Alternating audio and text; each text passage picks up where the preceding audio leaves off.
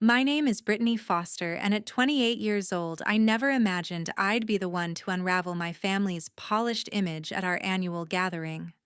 My dad always introduced me as just a security guard, his tone heavy with disappointment, as if my career protecting people was beneath his CEO status. He dreamed of me in corporate suites, not securing them.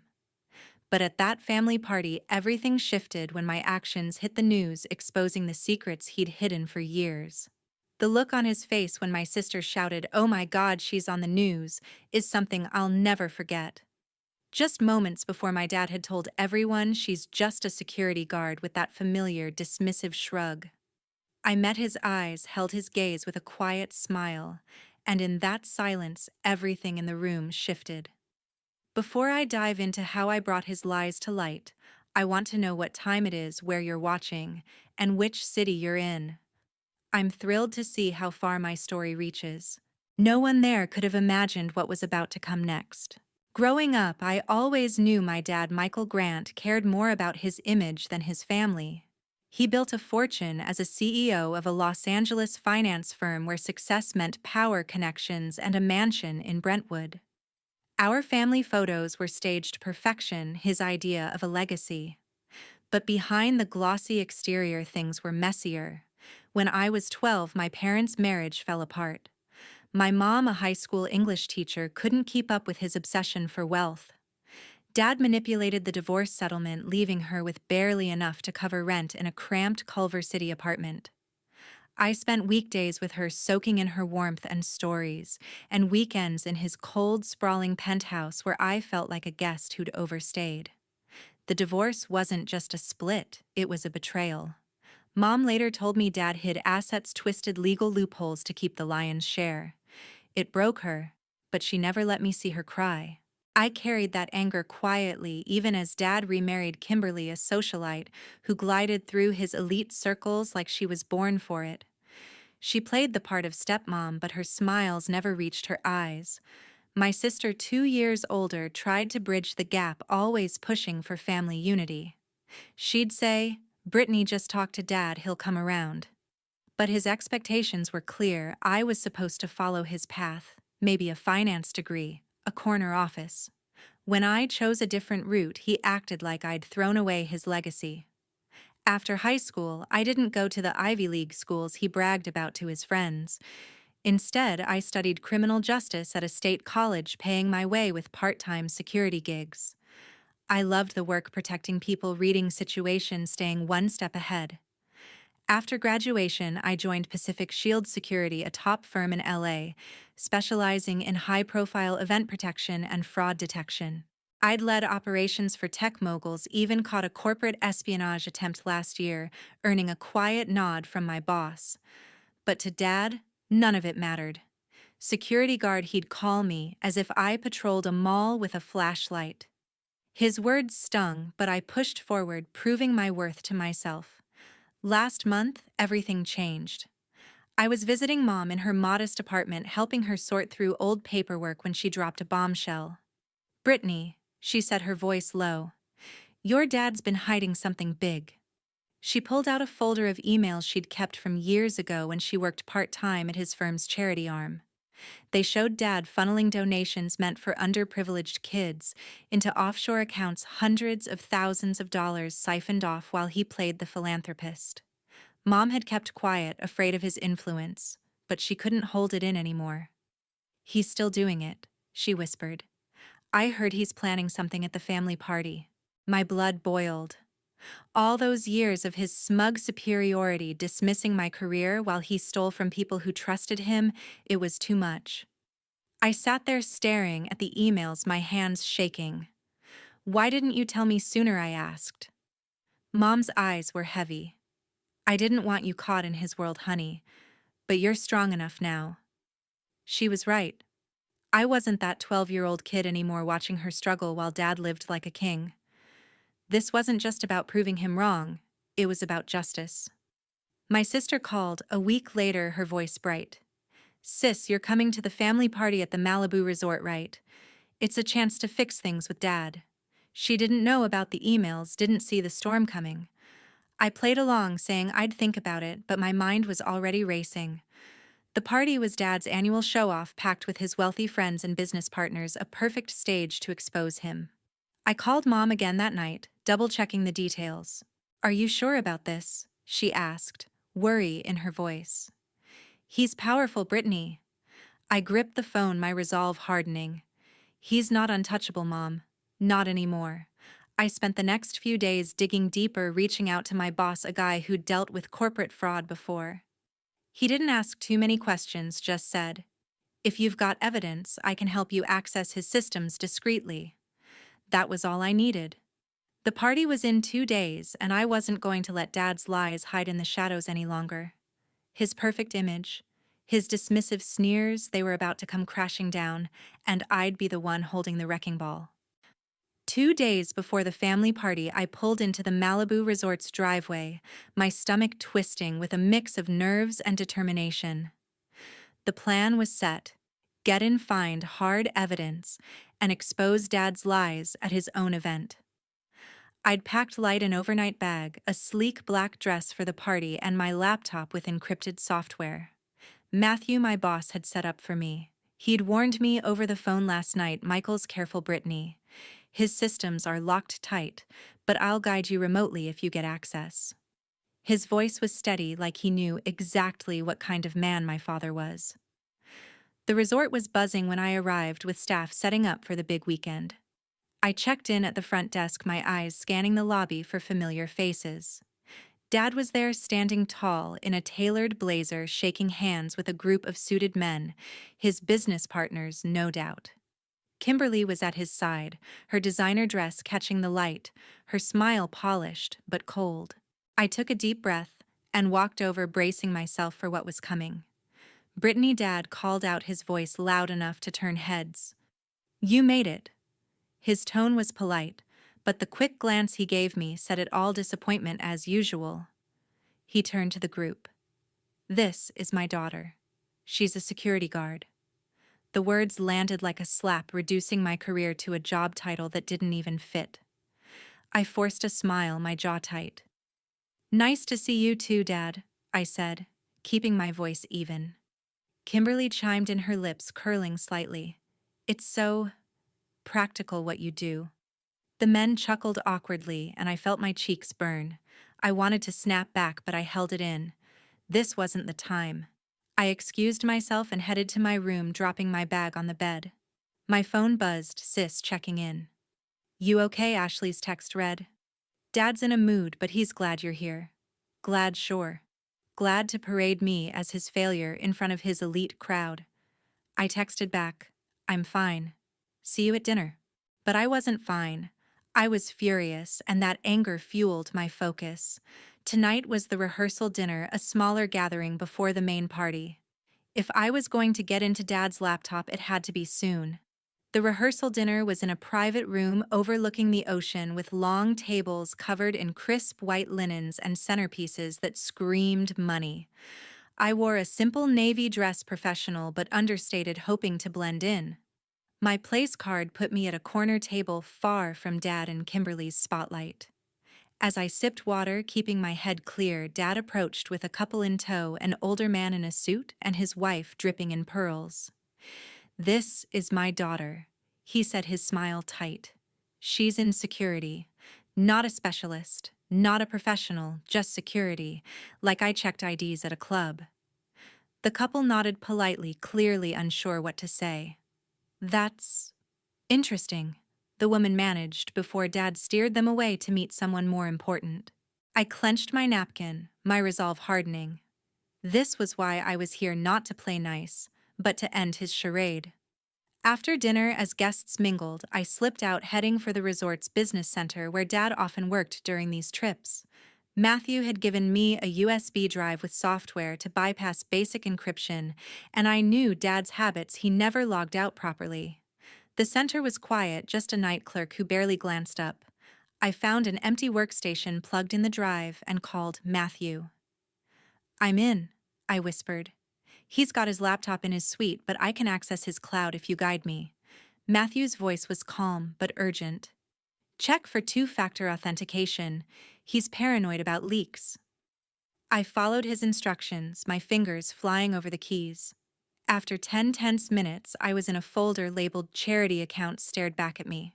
My heart raced as I opened it, finding emails between Dad and a shady offshore contact confirming transfers of donations meant for kids' programs. One email dated last week mentioned a final move at the party, hundreds of thousands funneled away. This was it, the smoking gun. I copied the files to my drive, my hand steady despite the adrenaline. As I logged out, I heard footsteps.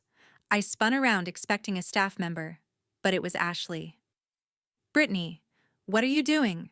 she asked, her eyes narrowing. She'd followed me from the dinner, sensing something was off. "Sis, go back to the party," I said, keeping my voice low.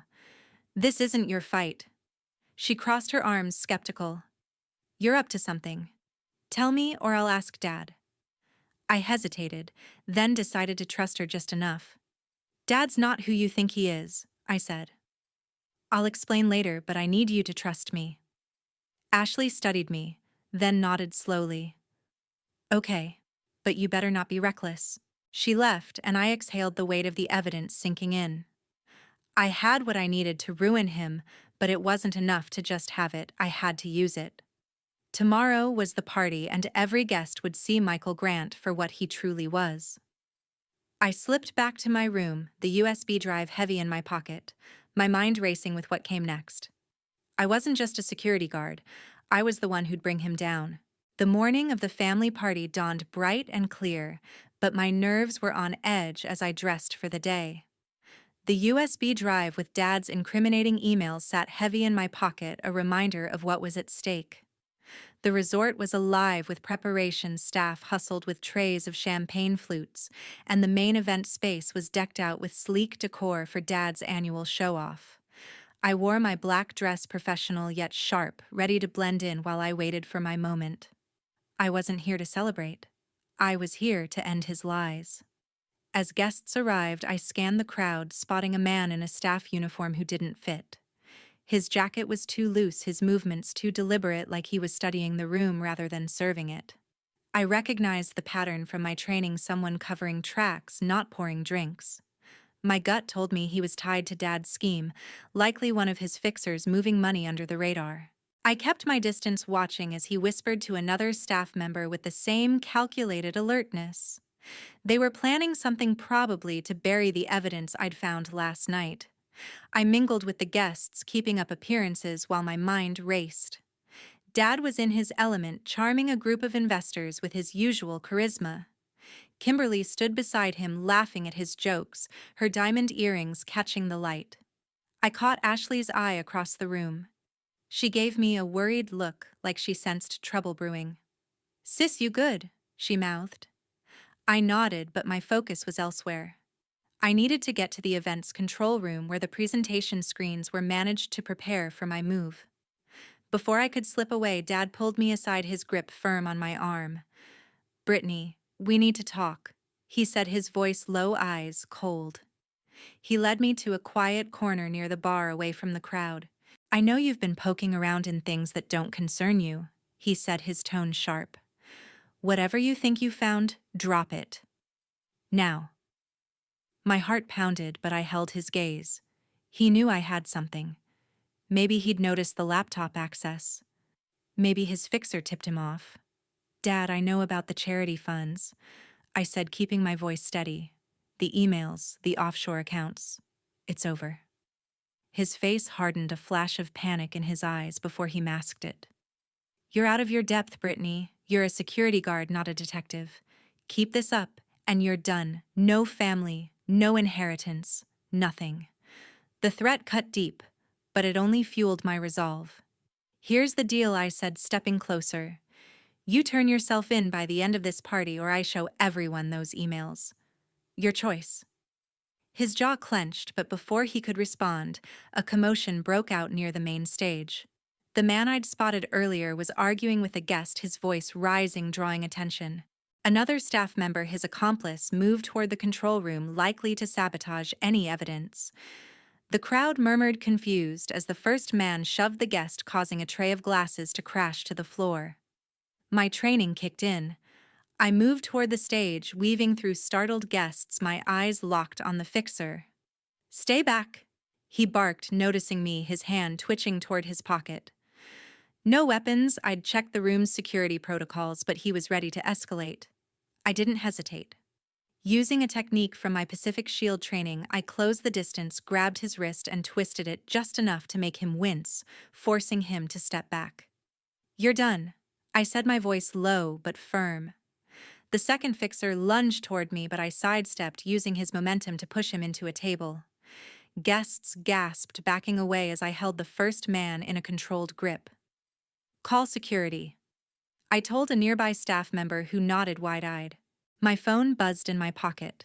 Matthew texting, "Cops are 10 minutes out. Stall them." I glanced at the control room where the presentation screens were still active. The fixers were trying to stop me, but I was one step ahead.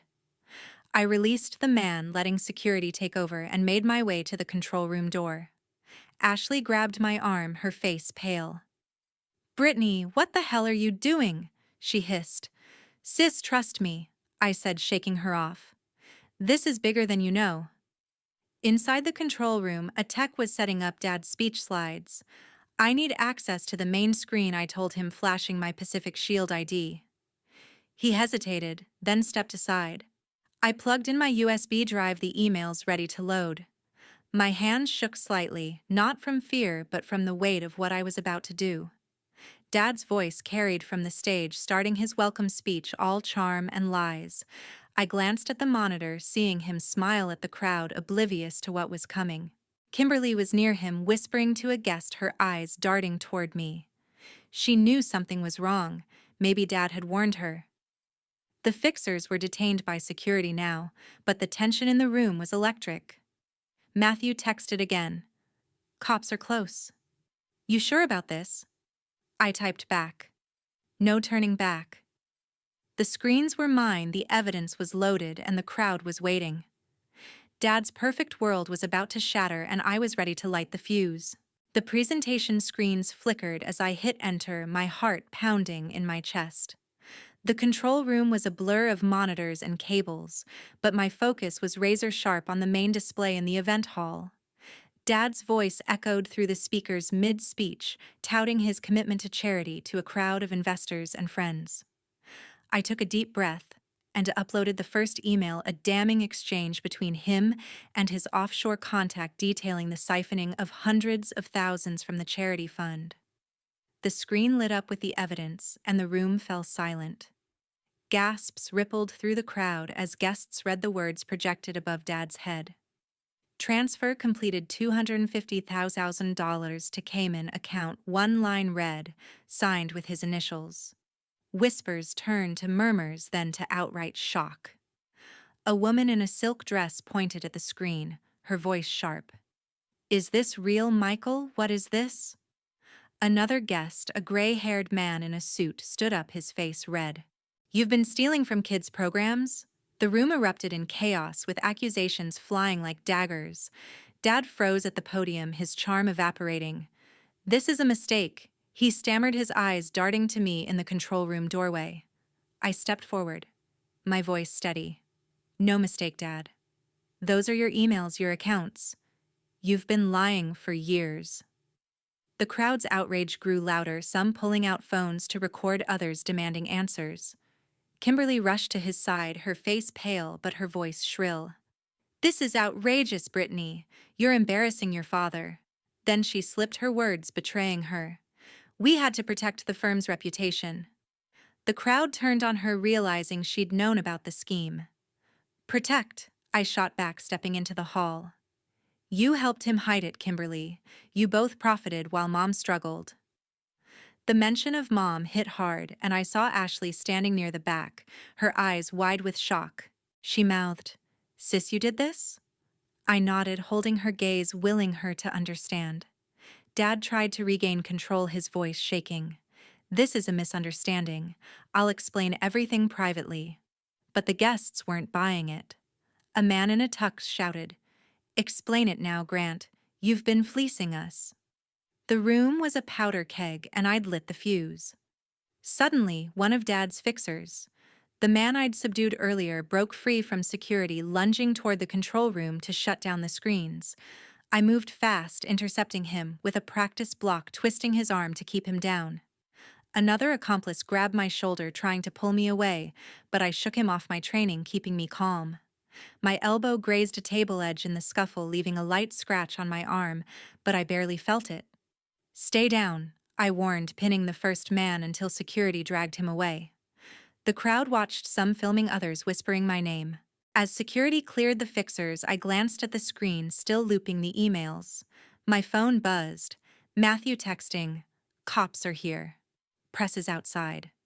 I stepped back to the control room, ensuring the evidence stayed live. The resort's AV team, stunned but cooperative, kept the screens running. Outside, I heard sirens, and through the windows I saw news vans pulling up. The story was breaking faster than I'd expected. Ashley pushed through the crowd, her face a mix of awe and fear. "Brittany, it's on the news," she shouted, pointing to a guest's phone streaming a live report. "Oh my God, she's on the news!" Her voice cut through the chaos, echoing the moment I'd planned for. The news anchor's voice blared from the phone: "Breaking charity fraud exposed at elite Malibu event. Security expert Brittany Foster uncovers evidence against CEO Michael Grant." The crowd turned to me, some applauding, others staring in disbelief. Dad slumped against the podium, his face ashen, his empire crumbling in real time. "Brittany," he croaked, barely audible. Why? I met his eyes, my voice cold. "Because you hurt people, Dad. You hurt Mom. You hurt me, and you thought you'd get away with it." Kimberly grabbed his arm, her composure gone.